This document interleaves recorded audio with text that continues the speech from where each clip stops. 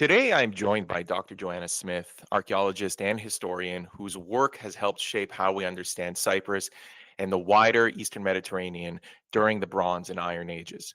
Dr. Smith has been connected to Cyprus for decades, beginning with her time supervising excavations at Polis Chrysochous in the late 1980s. She's the author of an innumerable amount of publications, including Script and Seal Use on Cyprus from the Bronze Age into the Iron Age, Art and Society in Cyprus, and the co-editor of City of Gold, The Archaeology of Polis Chrysochous. After more than 20 years of teaching at the university level, she continues her work as an independent researcher, curator, and editor, collaborating with the Penn Museum, the Met, and the John and Mable Ringling Museum of Art, which holds the third largest collection of Cypriot artifacts in North America, which will be opening a new and permanent Cypriot gallery that Dr. Smith has headed in January of this year. So with that said, Joanna, I am so happy to have you here. Welcome to the History of Cyprus podcast. Well, thank you very much, Andreas. It's my pleasure to be here. Thank you for inviting me. Oh, you are very welcome. You've spent much of your career studying and excavating on Cyprus. How did that interest begin? Was there a particular moment, mentor, or discovery that first drew you to the island's archaeology? Well, it's funny. My longtime interests had always been in math and chemistry, but I'd always had an interest in the arts and had a longtime interest in photography. But when I went to college, I was intent on majoring in math, but I promised myself a course in art or music every semester. So I started with what I thought was the earliest kind of art history, and I took a course in Greek art, only of course to learn that there was a much deeper history. And I took a course in the Aegean Bronze Age and began to learn Greek, and that shifted me completely away from math. But it's funny, even with that, I really had not encountered Cyprus. I was interested in connections and had come across it from a number of angles, but I really hadn't delved into it, even in my undergraduate thesis about Mycenaean pottery in Western Asia. But it was an offer from William Childs, who was my undergraduate thesis advisor, to join his project in Cyprus in the summer of 1988. That was really my first foray into anything truly related to Cyprus. And Cyprus has been a core of my research ever since. And I had initially my dissertation topic, I was supposed to work on a subject that took me to Turkey. But there were problems with the local museum that was important for the project. And so I turned my sights to a topic that would allow me to look at the role of Cyprus among cultures. And I find that there are still more and more angles to pursue from that, and it has kept me happy ever since. Your fieldwork spans several major Cypriot sites, including Flamoudi, and as I mentioned in the introduction, Polis Chrysochous. Can you share with listeners what those projects have revealed about Bronze and Iron Age Cyprus and how they shaped your perspective on the island's role in the ancient Mediterranean? Yeah, Polis, as I mentioned, that was really my first experience in the archaeology of Cyprus. And Polis is the location of the ancient cities of Marion and Arsinoe. And this has really been part of my life since 1988. And the discoveries there have opened my eyes to the importance of looking across time rather than focusing too narrowly on a single period. We too often look at Bronze and Iron Age as two separate periods. But that project also opened my eyes to the role of sacred spaces, what constituted an urban center, how we understand the people behind the objects. And there are so many cultural influences to be found there in the objects from Phoenicia, Persia, Egypt, Greece, and Rome. But it's also important, before I mention Flamoudi, I want to mention that I was a part of the Sydney Cyprus Survey Project, which was spearheaded by Bernard Knapp. And I joined that in the 1990s, wanting to get experience in survey. And that really taught me the importance of ancient landscapes and understanding all the in-between spaces, so important for agriculture, industry, and so on. And it also gave me a much greater appreciation for how our understanding of the past is always shaped by our modern perspectives. Flamudi that you mentioned, now there's a project. I adopted that project when I began teaching at Columbia University in 2000. And this was a project that was led by Edith Parada, and she was given the unusual permission by the then director of antiquities, Vassos Kariorgis, to bring most of her finds to New York for study, which is quite fortunate because her project took place in the 70s before the War of 74, and the sites are located on the northern coast of Cyprus. And so had the objects remained there, they would have been inaccessible. So while Flamudi has some elements that are related to connections, it's a very small coastal town. But what really I got out of that was it was the first time that I developed a gallery exhibition about the finds. I worked with students, and it was the first time I thought about how to bring excavation context and ancient experiences of artworks, as well as collection history, into a gallery display. So there are many projects that I've been involved with over time, but those are the three that really have shaped the directions of my research. And they've taught me to look at the continuum through time and space, and how each region of the island operated in a very different way, both in terms of on-island connections as well as connections overseas. So they all were formative for me.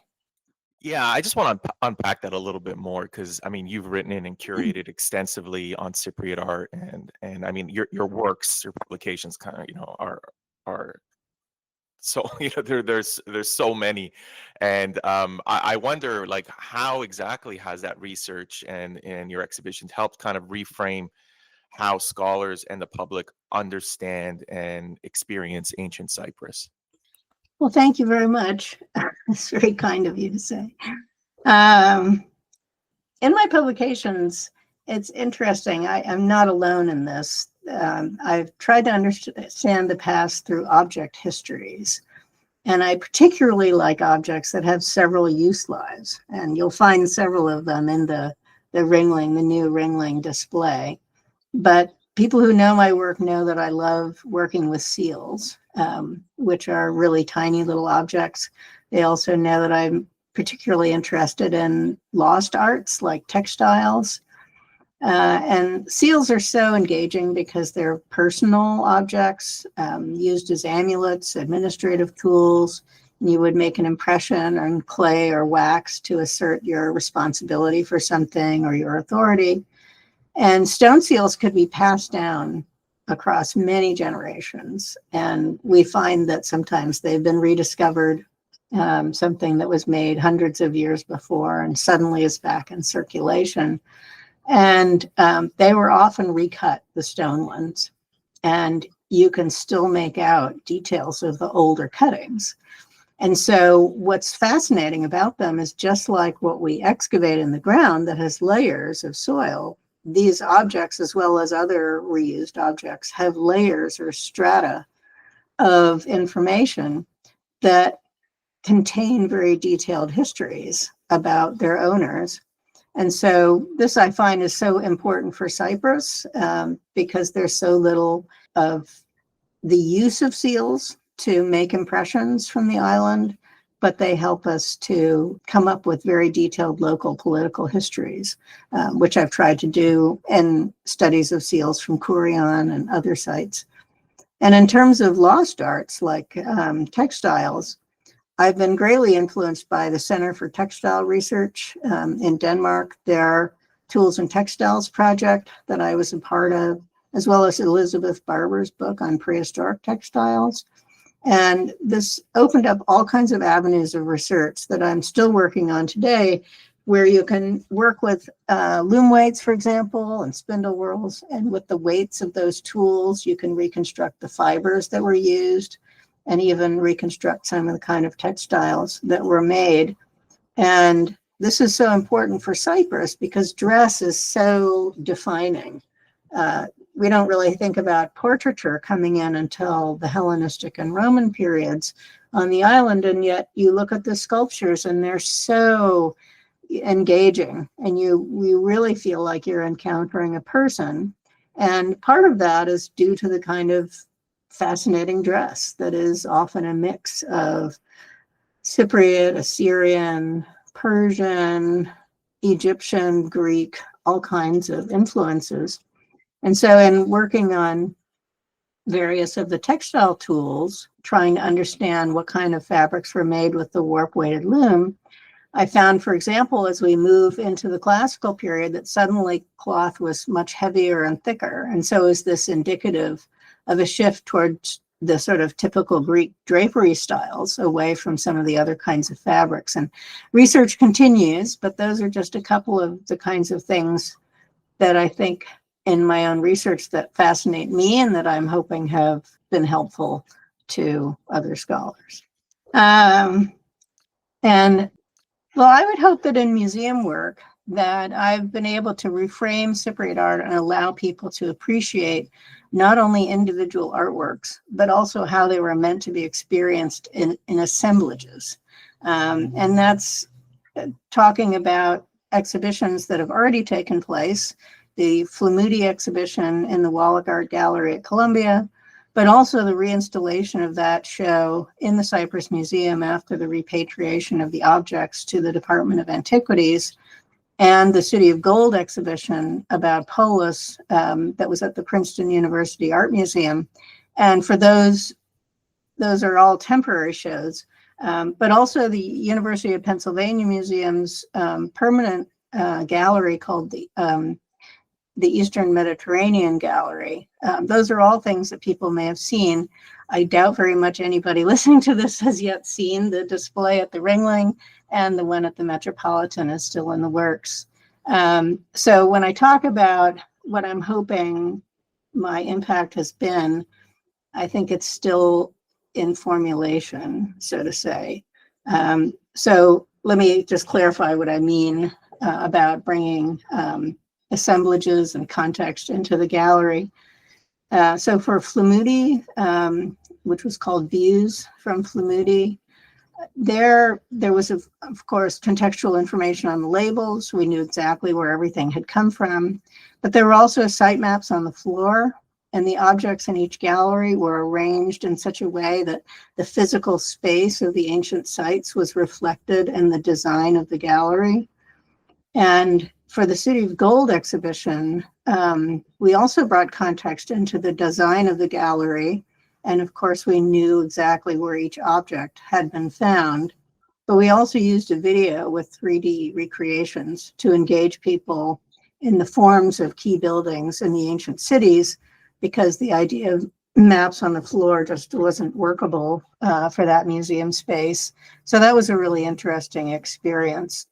In my current work now, though, I am in a very unusual situation where I'm able to work on three of the largest collections or the three largest collections of Cypriot antiquities in the US, and they're all permanent galleries. So, and I've been very interested for those in bringing my interest in how crowded ancient sacred spaces were. So the Swedish Cyprus expedition, which I'm sure many of your listeners know about, they excavated a sanctuary at Airini in 1929, and they found a crowd of male terracotta sculptures that were still in place around an altar. And that's the most dramatic discovery of a crowd of ancient sculptures on Cyprus. However, it's clear that there were other crowds. So, for example, at our excavations in Polis, both the temples and their surrounding temenos areas, these were destroyed by fire. And this led to thousands of terracotta and stone sculptures being left where they were placed in antiquity. And excavating, for example, at the sanctuary I worked on at Polis Peristeres was like revealing a carpet of small terracotta figures. And others, Max Onefalsch Richter, for example, end of the 19th century, found a similar crowding of sculptures in the recently rediscovered sanctuary of Tamassos Frangissa. And Luigi Palma di Cesnola describes a very similar crowding of the structure he unearthed at Golgoi in central Cyprus.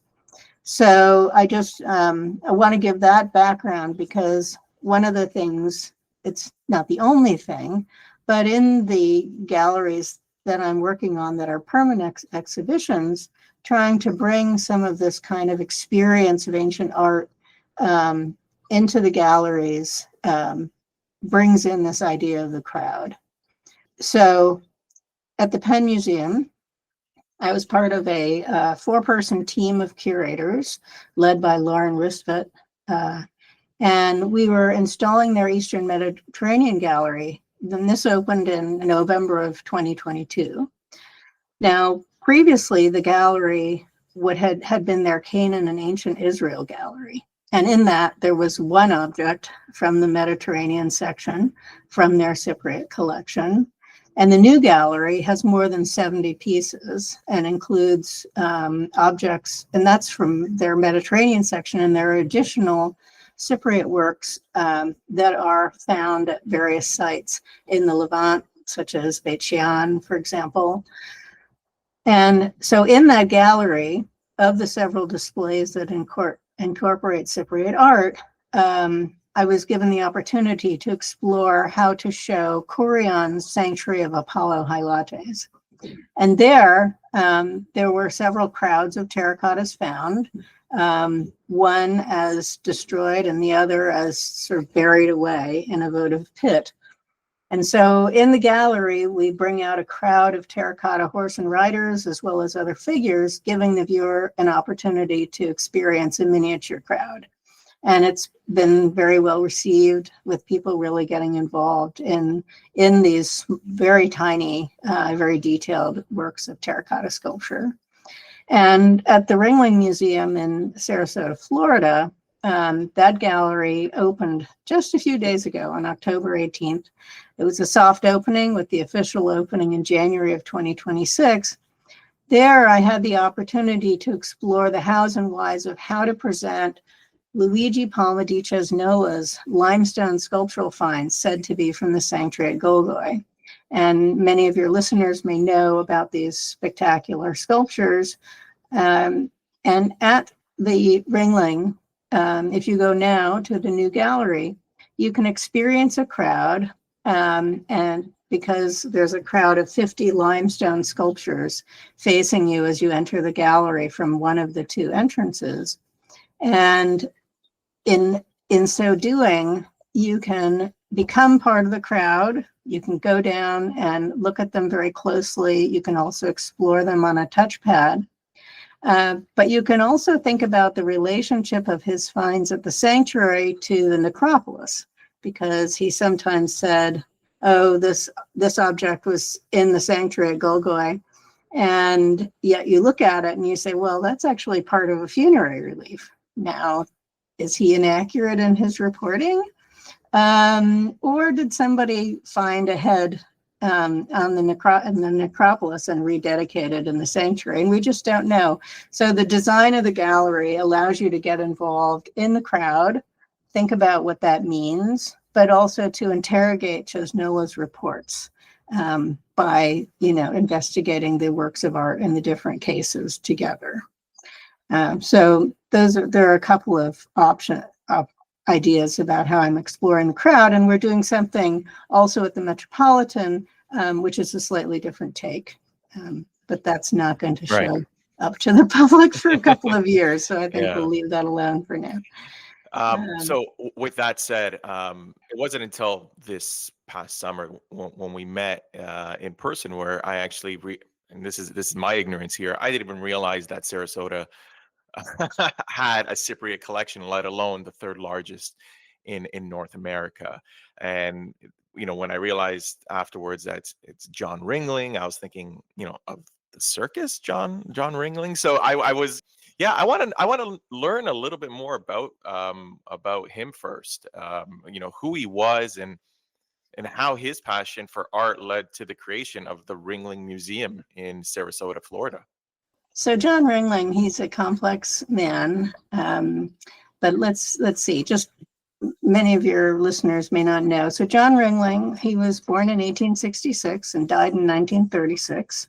He was born in Iowa, and his wife's name was Mable. They were married in 1905. So the museum today is called the John and Mable Ringling Museum.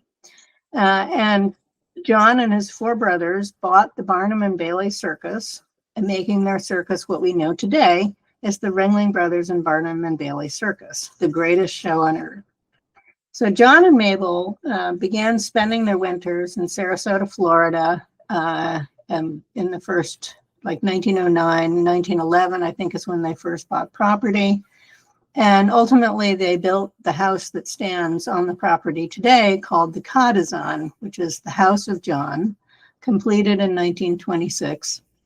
And that whole property today includes the Cottizon, the John and Mable Ringling Museum of Art, but also the Circus Museum and Miniature Circus, a glass pavilion, the Asolo Theater, which incidentally is also connected with Cyprus because it's Queen Caterina Cornaro's. It's one of her buildings.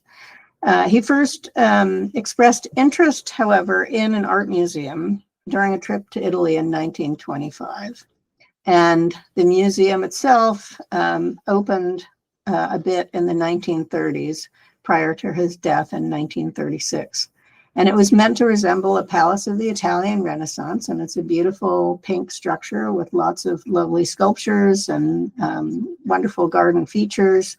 And various of the rooms of the museum are, well, he bought a room from the Astor Mansion, and that sort of determined the size and scale of many of the galleries, because there's one of those galleries is that room. His first love, however, was European paintings. And so if you go there, you're going to find that the majority of the art museum centers on paintings, and his particular love was Baroque painting. What was his specific fascination with Cyprus? Was it something out of personal curiosity, travel, advice from collectors and dealers? Can you tell us a little about how he got involved specifically with our little island? Okay, well, one thing I can tell you is we don't really know precisely how his interest came to be. Okay. He very rarely gave interviews. And there's one interview, it's one of the only interviews, and it's the only one that really addresses the ancient collection that he had. This was with the Christian Science Monitor in June of 1928. And there he described how he aimed to have a liberal and universal approach. And his aim was to leave his museum to the people of Florida, and he wanted that art museum to be broad in scope. So in that same interview, we also know that he spoke with people at the Metropolitan Museum of Art about Cypriot antiquities, and whether this was discussions before the sales or following the sales, but certainly it was in 1928. Now, he lived in New York. I mean, they had property in Sarasota, New Jersey, but he also maintained a residence in New York on the site, actually, of what is today Rockefeller Center. And we know that he spoke with people at the Metropolitan Museum of Art about the Cypriot antiquities, and thus he probably also saw them on display, the ones that were, left out, that hadn't been put in storage. And who knows, maybe he even saw pieces that were in storage. Now, his travels in Europe took him to Italy and other countries in Europe, but we don't have a record that he ever went to Greece or Cyprus or anywhere further east, although it's possible. People did travel, but we don't have any record of that, and he did not keep journals, and there's very limited correspondence that we have preserved today. His purchases included reproductions of sculptural works, and on the grounds of the Ringling today, you can see stone as well as bronze statuary that is evocative of, works that are overseas. So, for example, there's a figure of Augustus that's standing right next to the Cottizon. And also many of the paintings that he collected touch on themes of the ancient world as well as the Bible. And many of them portray ancient gods and goddesses, or people in the guise of, a woman who is evocative of Aphrodite, even though it's obviously a portrait of, a woman of the time of the painting. So his interests are hard to pinpoint in how that came to be. But certainly he wanted to have antiquities. He thought that this was a core body of material to have for a museum. There was a teaching aim. He wanted students to have access to works that they could use to learn about the broad sweep of art and use as models, for example. So there's all kinds of things that we can glean, but the specific statements that he ever made about it are few and far between. Given that he spent a lot of his time in New York, obviously that's going to put him into contact with Luigi Palma di Cesnola, who you've alluded to and who listeners are likely aware of his impact on Cypriot archaeology. Let's just really briefly chat about him, because obviously the Sarasota collection, the Ringling collection, do come from Cesnola's excavations in Cyprus. So can you just tell us a little bit about his finds and why understanding a little bit more about Cesnola is so important in the history of ancient art collections? So Cesnola, Luigi Palma di Cesnola, he's born in Italy near Turin in 1832, and he died in 1904. So it's unlikely that John Ringling would ever have met. I think it's highly unlikely, although Yeah, I suppose it's not impossible, right. but I think it's unlikely. We certainly have no evidence that he ever met him. In any case, so Cesnola, so he was a military man. He served in Sardinian and British armies before he emigrated to the U.S. And in the U.S., he served in the Union Army in the Civil War and was considered a war hero. After the war, he was given the post of consul for the U.S. in Cyprus. There's controversy as to whether or not he was ever actually elevated to the rank of general.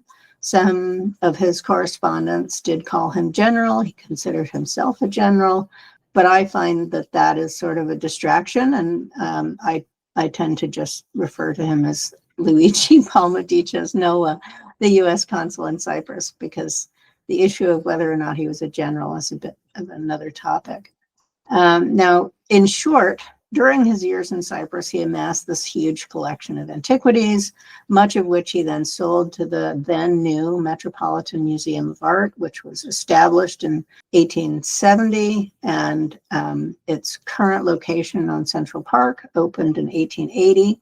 Cesnola became its first director in 1879, and he served in that capacity until he died in 1904. Now, Cesnola, there are a number of topics here, things that would really be the subject for another interview altogether. But I would say his activities in Cyprus can't really be described as excavation. And I try to avoid that term when I talk about him, because there's really so little in the way of any recording at all, and he was often not on site. He had very little, it's not absent completely, but very little appreciation for the layering of the soil and the particular location of objects in the ground. There are a couple of mentions in his book that show you that he was sort of aware of that, but he certainly did not follow those kinds of guidelines in unearthing objects. So it was really exploration, collecting, amassing, and he did normally have some kind of permit. But that's one of the topics that would be another interview, is to go into what the specifics of the permits were. It would also be another interview to go into the details of the export of the objects, because those are two very complex questions. But what I would like to say, his initial interest in antiquities, I think it's important to realize that it was to garner the interest of the federal government in the U.S. about the cultural and economic importance of Cyprus. And before he tried antiquities, he tried to interest them in wool, wine, several other topics. And antiquities, the first time he really got any response. And he was desperate to keep the consul position going because the government kept threatening to close the office due to lack of interest.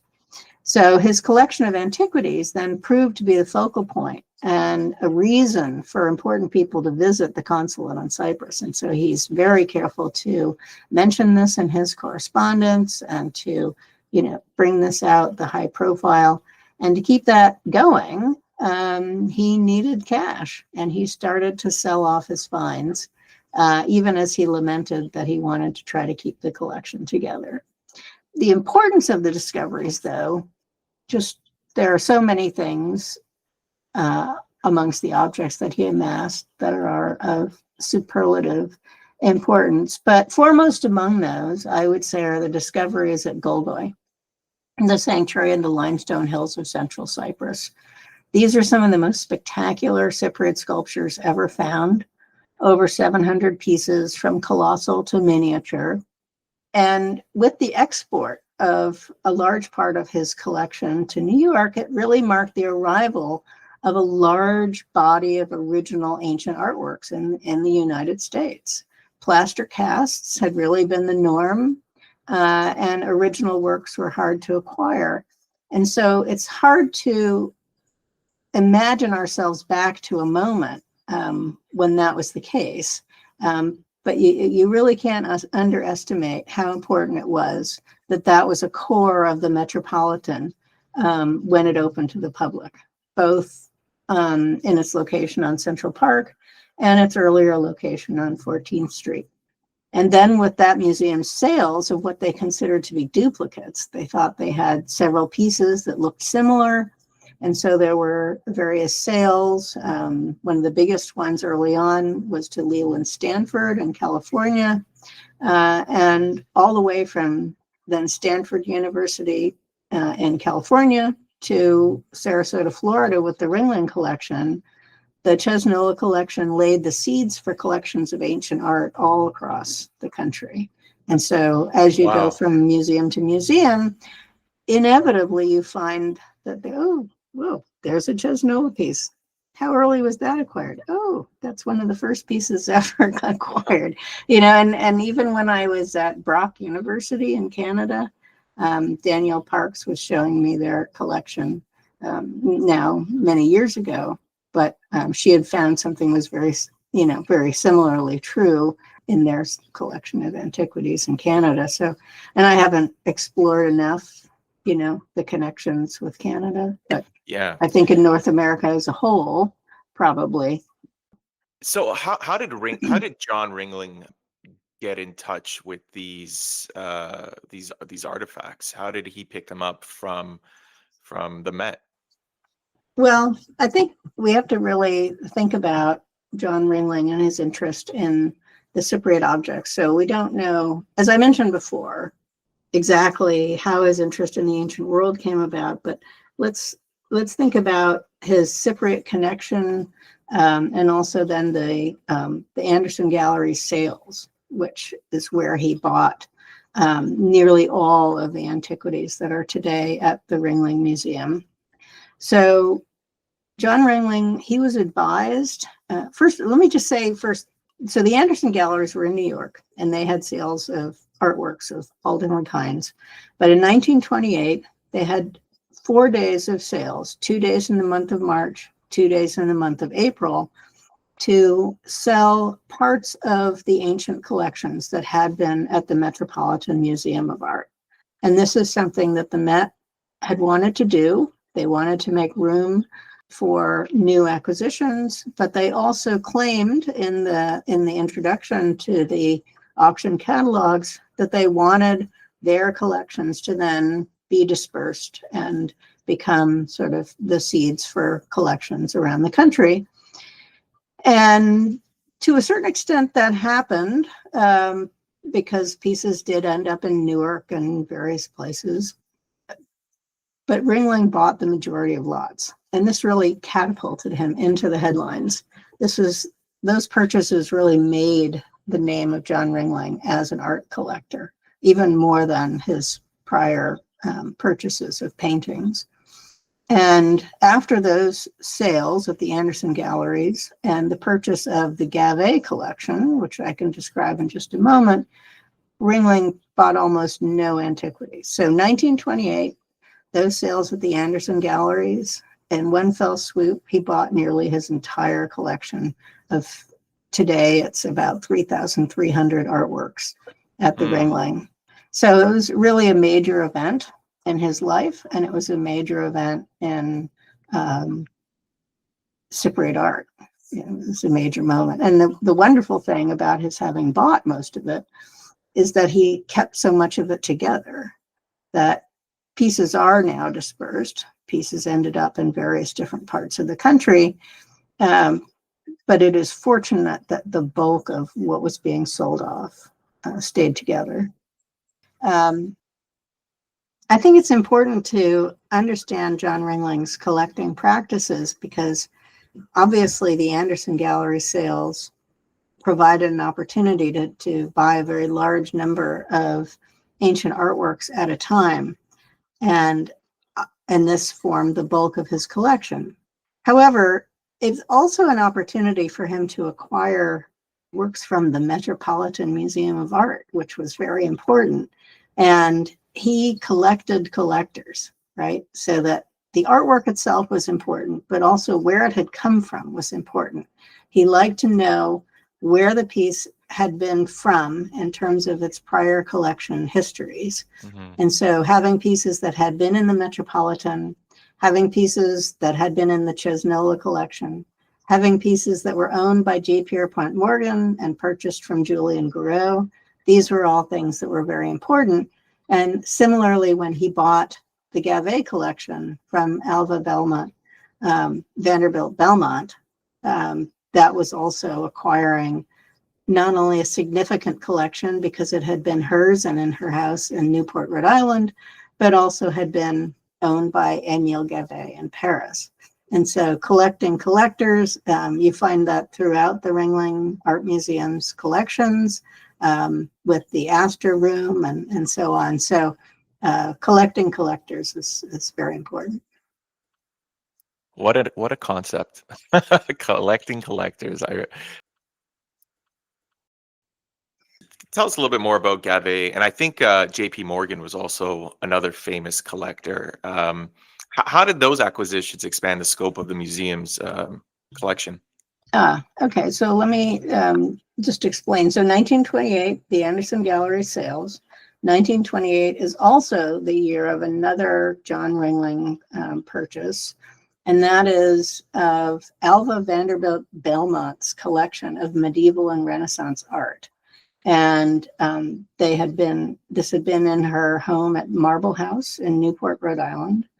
And these had originally been part of the collection of Émile Gavet in Paris. And that collection contained furniture and various other kinds of artworks, but it also contained ancient artworks in the form of scarabs and gems, like for finger rings.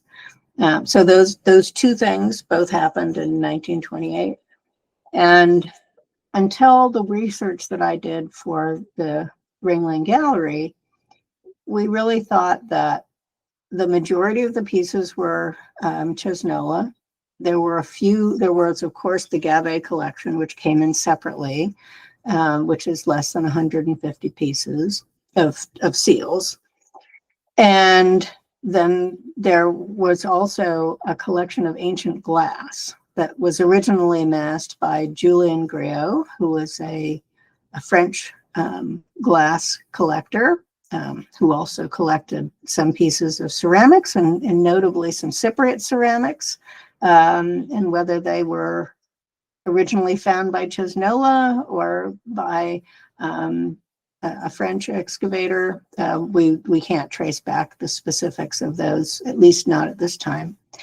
And that collection, the Giraud collection, was purchased en masse by J. Pierpont Morgan. And in 1917, that collection was gifted. After Morgan's death, it was gifted to the Metropolitan. But in research for the gallery, I found that there's all kinds of other collections that are represented. Now, the majority of what's at the Ringling is definitely the Cesnola collection. But in addition to Griot, for example, there are works that were collected by Arthur Lincoln Frothingham, who was a professor at Princeton. He was the founder of the American Journal of Archaeology. For a while, he was the associate director of the what's known today as the American Academy in Rome. And he was a purchaser of antiquities, particularly Etruscan antiquities, supplying both the Metropolitan and the Penn Museum, interestingly, with objects. And for years, there was an Etruscan mirror at the Ringling that in a special exhibition of finds in 1983, it was puzzled over as to how is this part of the Cesnola collection? And the answer, of course, is it's not part of the Cesnola collection. It was acquired by Arthur Lincoln Frothingham and sold to the Metropolitan. And then there are other pieces that he collected that I was able to trace back through the archival materials at the Metropolitan to Frothingham. And let's see, there are others, Cesar and Ercole Canessa. They had various Greek and Roman objects and several vessels of Greek vessels in the Ringling collection. It's clear that they are originally part of the Canessa collection that was purchased by the Metropolitan Museum. And 1906, I think that was. And then there are several others. One of the most interesting to me is the Albert Eli Farman collection. So he was a judge. He was sent to Egypt, and he was the consul general and judge of the International Court in Alexandria, Egypt. And there he encountered Pietro Poggioli, an Italian collector who lived in Alexandria, and he had a collection of what are today called hadrahidras. And Hadra is the name of a necropolis in Alexandria. And they are water jars that were used for the burial of cremated remains. And at the time, people thought they were made in Alexandria, Egypt. And we know today that they're made on Crete, and that it just so happens that many of them were used in Alexandria for the burial of remains. But in any case, it was these two gentlemen, you can trace the objects back to both of them, and the Metropolitan had quite a large collection, and they sold off 15 of them to John Ringling.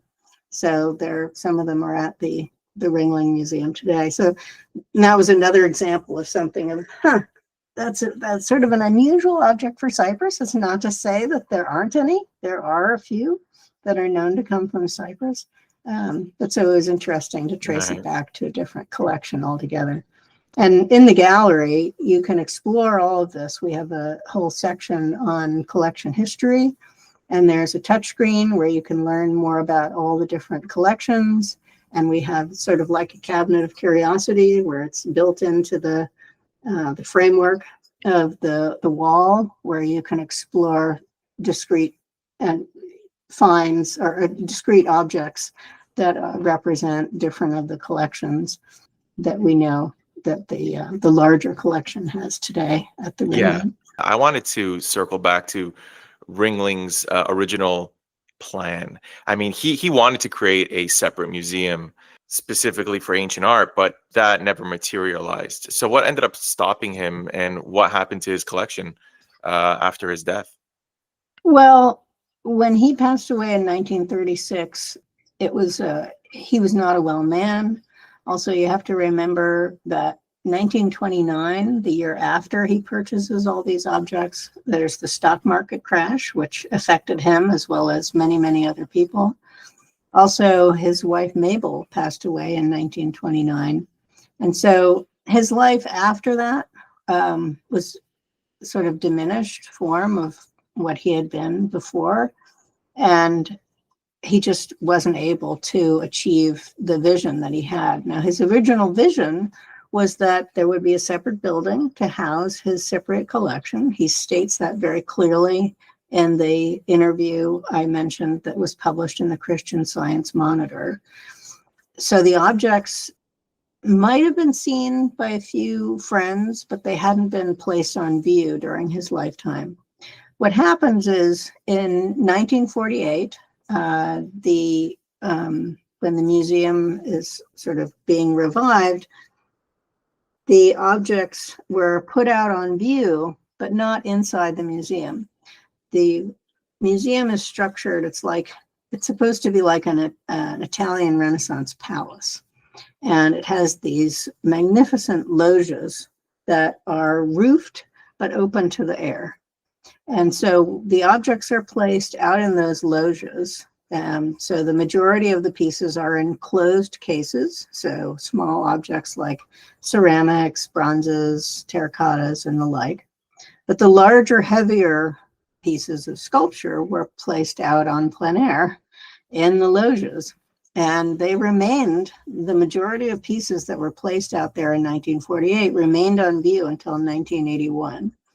So to say that there's never been a permanent gallery, I guess is technically untrue, in that the museum had a permanent collection. It was just not inside the enclosed spaces of the museum. In 1981, however, there was a need. People felt that it was better for the objects to be moved indoors. There were selective smaller displays. In the 1990s, there was a display to accompany a show that was about the legacy of John Ringling, and pieces were on display in what's called the Astor Room and Gallery 20, and it was a smaller number of pieces. There was also a very important traveling show that was curated by Norma Kershaw in 1982 to 1983 that led to the only publication so far of the Ringling collection. And this traveled around Florida. It was also on view in the Ringling Museum itself. And it was a scholarly catalog. Didn't have research into the collection history quite so much. So I mentioned how people couldn't quite figure out about this Etruscan mirror. But it was an important catalog and has essays by reputable scholars, and remains an important catalog today. So it's not to say it was never out on view, and there were loans to various other museums through time. But what's different about what we're doing this time with the new gallery is the objects have had a very thorough review in terms of conservation. The work by my colleagues in conservation has been extraordinary in dealing with the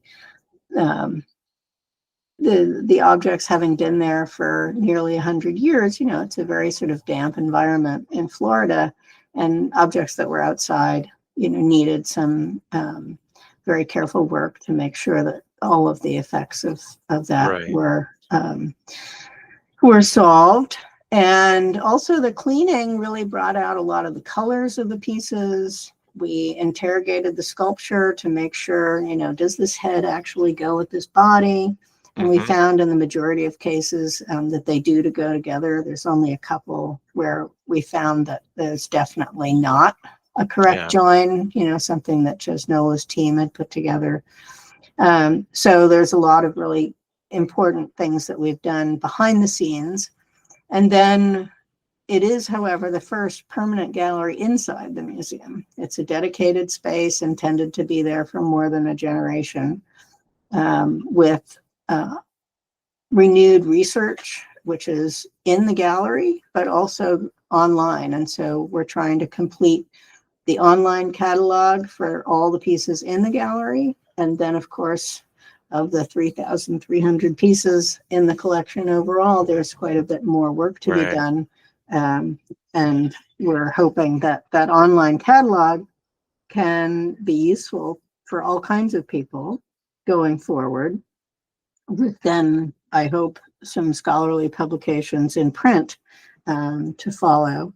And I am working on a shorter sort of gallery guide that will be, maybe 70 pages with lots of pictures, things like that. Something that's sort of a nice takeaway from the gallery. That's the first step. But then we'd like to have a more scholarly set of publications to follow. What motivated the museum in the first place to create this new permanent gallery after all these decades? So the museum director, Stephen High, he has a grander vision to reinstall the entire Museum of Art at the Ringling. And so they started with other galleries. And at the time that I was invited to join the project, the lead curator was Virginia Brilliant. And she was working with a designer named Jeff Daly.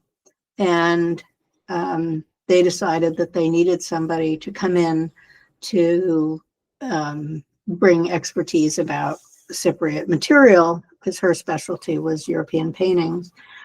And so Jeff, who had worked with the Metropolitan Museum for a long time, he turned to his colleague there, Joan Mertens, who was a curator in the Department of Greek and Roman Art. And she did not have the time to take on that scale of a project. So she very kindly recommended me for the job. And so I was actually in Cyprus at the time. And I remember my first conversation. I thought, wow, this is a once in a lifetime opportunity. So I took it. And we've had some bumps along the way with budget hiccups, and COVID, of course, was a problem. But the director, Stephen High, as well as the now lead curator, Sarah Cartwright, and we've all worked very closely to keep the project going with a marvelous team of all kinds of people, from conservation to the registry office to prep to photography, and I'm sure I'm forgetting so many parts of the museum. I can't thank them enough, because they really, and the designer, of course, really achieved the vision that I had for that gallery.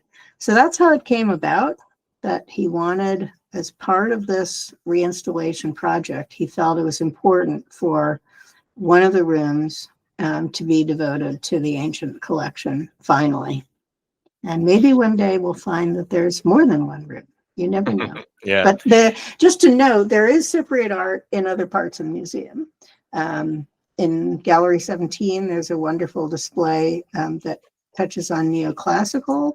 And in that gallery, there are ancient ceramics on view. And then there's a corridor. There's a new wing of the museum that was built for an Asian art collection. And there's a corridor that connects that wing with the rest of the art museum. And in that corridor, there are a series of Cypriot sculptures, particularly ones in Persian dress that looks very much towards the east. And so those have been on view since 2016. So it's nice that we have ancient artworks now in several parts of the museum, so that it's not just limited to Gallery 12. Now, you've already alluded to this a couple times in this interview, but for someone walking in for the first time, what can they expect to see and experience? Well, from one entrance, so the main entrance so if you're coming from that connections corridor, or you're simply coming from the central courtyard, you enter the Mondo lobby. And that lobby, you can either go into contemporary art, or you could take a left and you can go into now Gallery 12. And when you go through that door, you're at the top of a series of stairs or the top of the lift, and you're eye level with the colossal statues from Golgoy. And you walk down the stairs or take the lift down, and then you are eye level with the human scale statues, and you join the crowd. So that's one point of entrance. And then the other point of entrance is from the European paintings galleries. And it's so important, I think, to have a direct link to those paintings galleries, because, as I mentioned, one of the things that may have inspired John Ringling was the presence of so many allusions to the ancient world in his painting collection. And so you come from there, and there's a straight shot down. I in my concept for the gallery, I suggested that we have this sort of large island in the middle, which houses the Goldroy crowd, and the backside of it is collection history, which allows us to have a straight shot from the paintings gallery, almost like a tomb dromos. So it's like a passageway. And at the end of the passageway is a case that is all about the Carmi Lapazza excavations. And this is a tomb group that was gifted to the museum in 1973 because they had previously offered funds to help support continued excavations at Carmi Lapazza. And those excavations were done in 1961 by James Stewart of the University of Sydney. So they donated a tomb group. So we have this one, really nicely excavated tomb group. And so there's this wonderful case of all of these beautiful bright red pots at the end. And as you go towards that, which would be sort of the interior of the tomb chamber, you pass by a case that's all about funerary reliefs. And you can think about Cypriot funerary reliefs, their connection with Greek funerary reliefs, where they placed above ground, as in the Greek world, or in the dromos, or the passageway to a tomb, as in the Cypriot world. We don't know whether they were all placed in dromoi, but some were. And then a case that is full of pieces that are specifically made to be put in the dromos to celebrate making libations for the dead or feasting for the dead. And those types of objects actually highly likely to have been made in Polis Chrysochous. And then another case that's all about the kinds of things you would place in a tomb chamber, especially ones that would make it smell better. Because I can't think that opening and closing and then reopening tombs all the time was the most pleasant experience. So you do find very frequently incense burning tools and perfume bottles and the likes. So we have a whole display of those.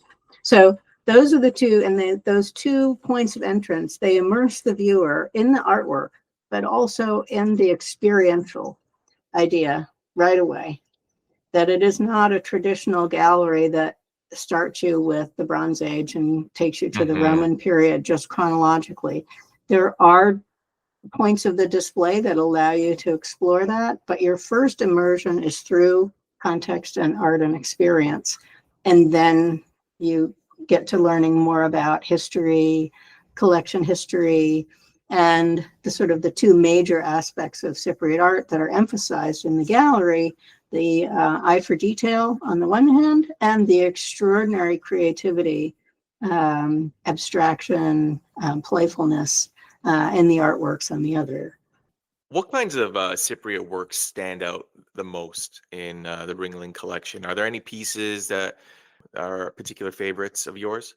One of my absolute favorites. There is a limestone sculpture of a woman. She's nearly life-size.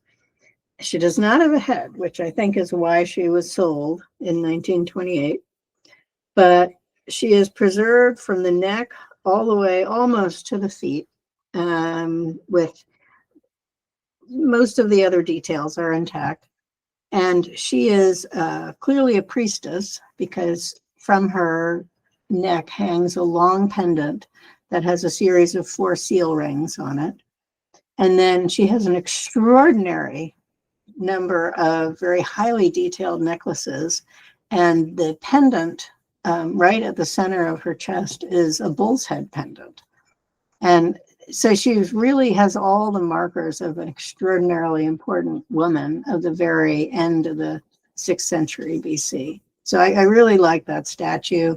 And we have her in the gallery in a case by herself. But on the left is a case of artworks that show you the extraordinary eye for detail in Cypriot sculpture. So how it is that they paid very, very careful attention to details of dress and jewelry, and that you can almost feel like you could reach out to a Cypriot sculpture and and take the necklace and wear it yourself. You know, it's so much the size and scale of the actual jewelry. And then on the right side is a case that's all about the Sanctuary of Apollo at Kurion. And this female sculpture is said to come from Kurion. And so you can think about her artistically and her importance as a woman, but also her importance within Cypriot art, but also her potential importance in relationship to a particular city kingdom. And she also faces another female sculpture of about the same scale. This woman is clearly somewhat younger. She has very long hair that is done in the Greek ringlet style. And she has a very close, tight-fitting clothing that really accentuates her form. And she's from the very beginning of the 5th century BC. So these two sculptures are maybe a decade or so apart. And yet the extraordinary difference in the way in which the dress represents the woman is so interesting, in their station in life, their age. And that woman is part of the collection history display, just as another example of what exactly does it mean to sell off a duplicate, because neither of these two female sculptures is a duplicate of any other piece in the collection. And so why did those get sold off? And maybe it was because they were too unusual. I don't know. But they're both extraordinary, and they're two of my favorites. That's awesome. What do you hope visitors will take away from this new installation, and not just about ancient Cyprus, but perhaps even about the Mediterranean world as a whole? Well, I hope that they'll take with them, within the immediate context of the Ringling, I hope that they will find connections between the ancient artworks and the rest of the art museum, that it won't seem quite so much like, I wonder why he bought these things, right? Which is what people often ask. But I'm hoping that they will find the connections, because they're there, in terms of the broad sweep of artworks through time.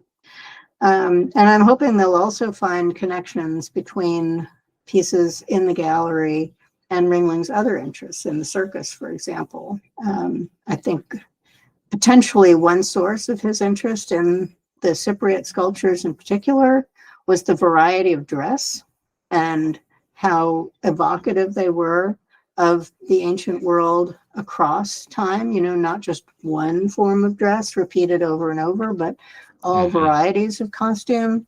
Because in the Ringling circus, they would often have spectacles, and they would have other events. And so they would have chariot racing. They would have people dressed as ancient statues, you know, all in white, but they would be sort of like art people. And then one of the spectacles is Solomon and Sheba. And when you look at the poster for that, and it's not to say that John Ringling necessarily looked at that poster and said, hey, I want to buy those. But I was stunned when looking at the poster. Not only are there dress styles that are related to the sculptures, but there are ceramic vessels in there and other things, and that look so much like pieces in the Cesnola collection. So I think I'm hoping people will find connections on the campus of the Ringling.